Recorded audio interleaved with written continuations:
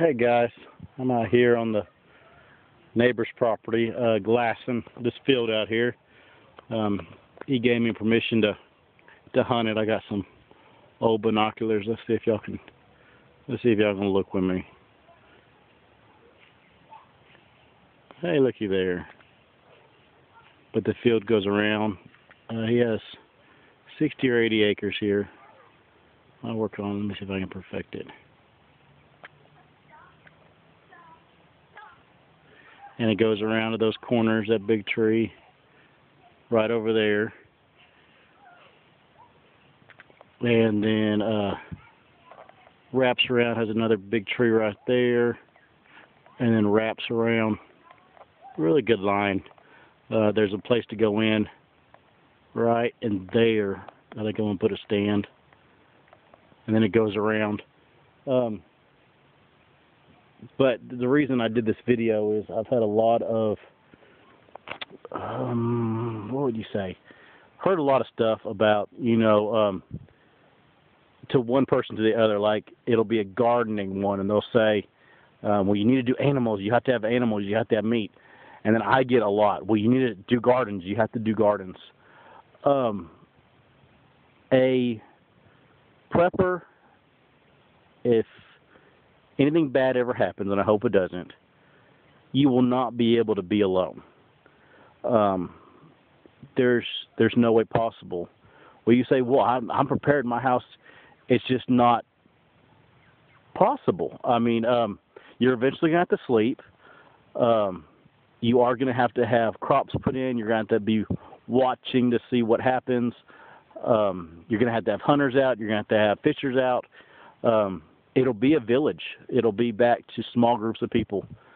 And so I don't understand the concept of me and my family are buckling down and we'll face it. No, you won't. And I mean, and this will be a good one to comment back at me. If you think you will, then tell me why. But it is going to be, besides sniper teams, you can't send in one soldier and expect him to get a job done. And even a sniper team has 2 men. But you have a group. You have group that each have their own parts. You have the farmers. You have the livestock. You have the green thumb. You have the guards. And this is where, I mean, you'll have a place. And I've had some elderly people, ask me, well, I'm just, I'm glad it's almost time for me to die, so I don't have to worry about this. Well, that's hogwash. I mean, if you go, you'll be in a better place. But if you're here, we're going to need you. We're going to need your knowledge. And, I mean, we're going to need lookouts. I mean, you may think that sitting in a chair 1 mile from the place is real boring. But, I mean, if some vehicles are coming in with some Salvation Army workers, we're going to need to know so we can help them unload the trucks.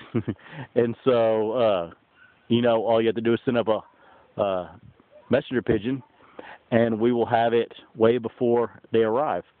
And that's just here nor there. That's just little stuff. But my point is, you can't do it alone.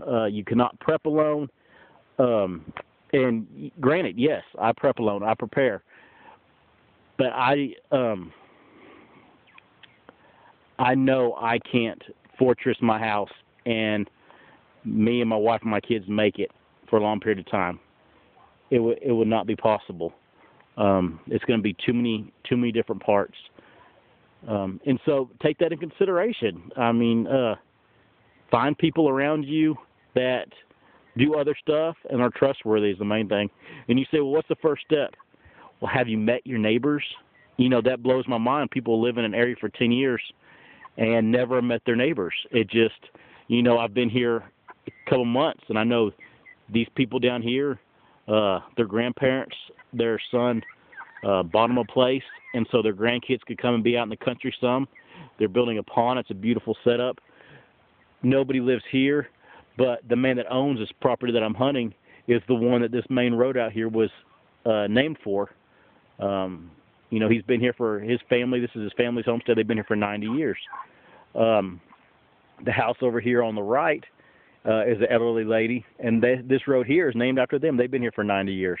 A couple older couples, and then there's a farm that has a nice young couple, or middle 40s couples.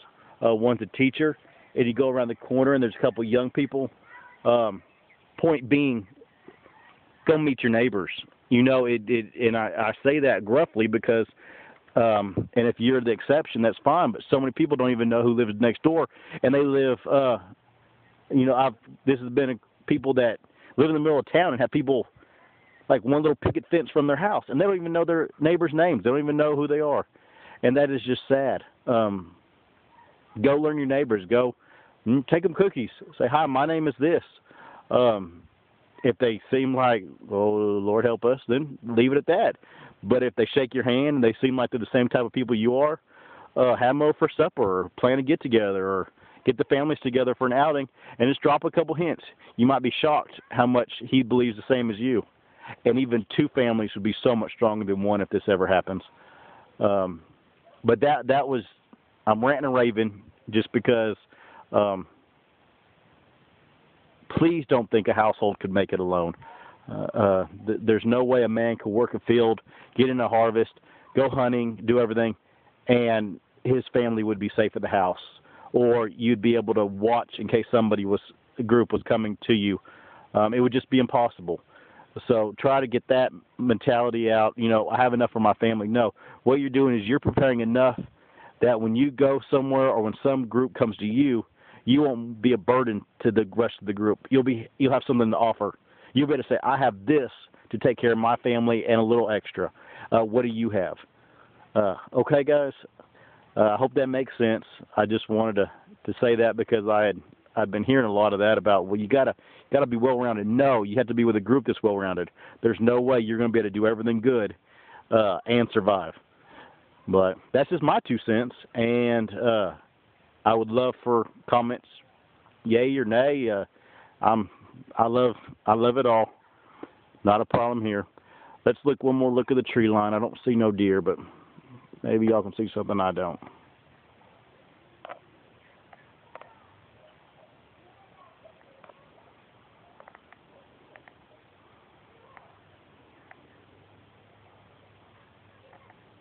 No, nothing out there yet.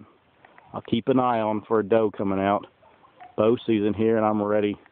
But there's some dogs next door, and so I doubt they come. No, that's not one. I doubt they come out, and so I'll have to go in there and get them. It's just been so hot. It's hard for me to hunt hot. I know I'm a baby.